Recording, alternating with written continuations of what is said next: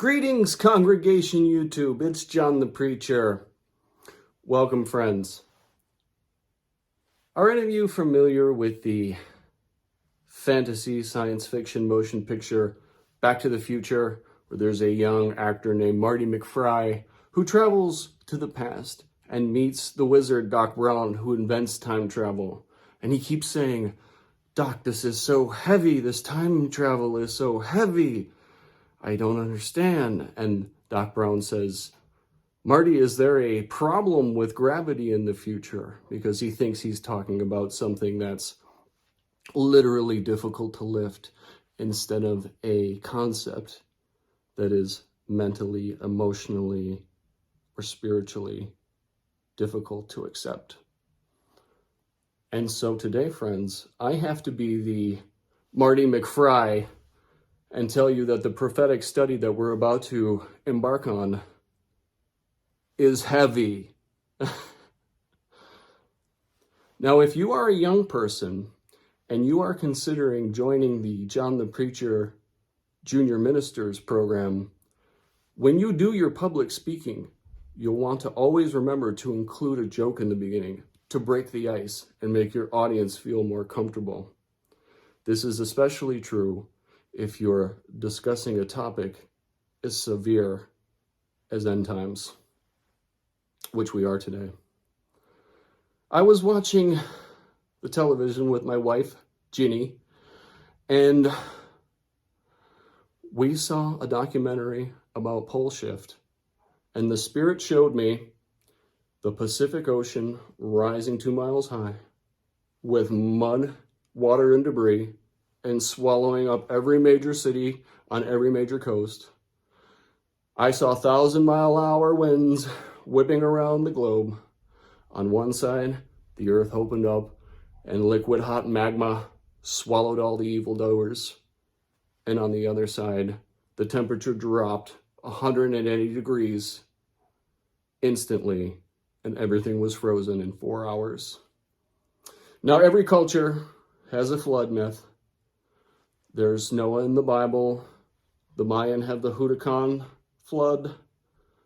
The Hawaiians have the Nu'u flood. The Sumerians, the Epic of Gilgamesh. In fact, there are 40 different cultures with 40 different flood myths, which, friends, we can only come to one conclusion. This has happened at least 40 different times in the history of the earth.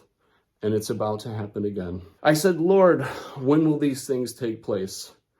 And I went into deep prayer and meditation.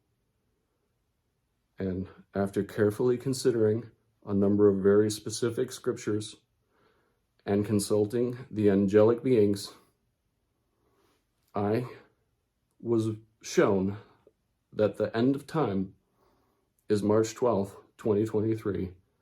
And the great battle of Armageddon will take place and rid this world of this wicked society once and for all. Isn't it a blessing, folks? It's wonderful. You can read all about it in this week's Wake Up magazine. Make sure you subscribe and make sure that you are following this life-saving vital information in the Wake Up magazine. Now, when exactly on that day, we don't know. You will find, if you turn your Bibles, please, to Matthew chapter 24, verse 36. "But concerning that day and hour, no one knows, not even the angels of heaven nor the Son, but the Father only." Don't be deceived, friends, if anybody's out there telling you it's going to take place at 11:45 or 11:15.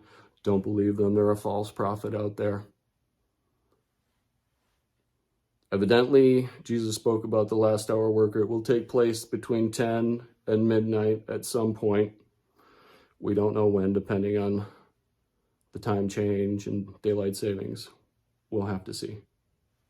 No one knows.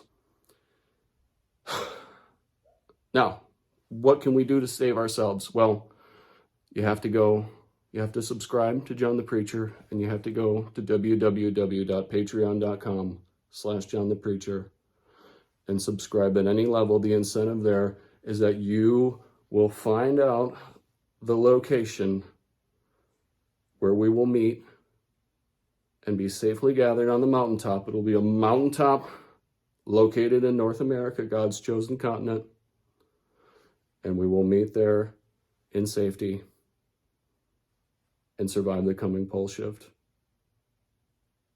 Now, friends, please join me in prayer. Lord, please put it in the hearts of the wicked and the unrepentant to come to their senses and subscribe to John the Preacher and become a patron at patreon.com/John the Preacher, so that the location will be revealed to them where we will meet on the mountain and we can save as many souls as possible. Amen. Finally, friends, please open your Angelic Harmony song skins to page 607 and join me in singing Yahweh's Rod.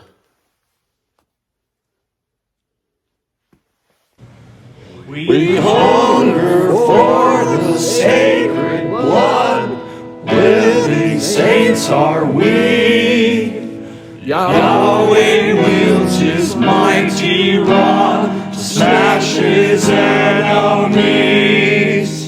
We judge them wicked people who, John the Preacher says, have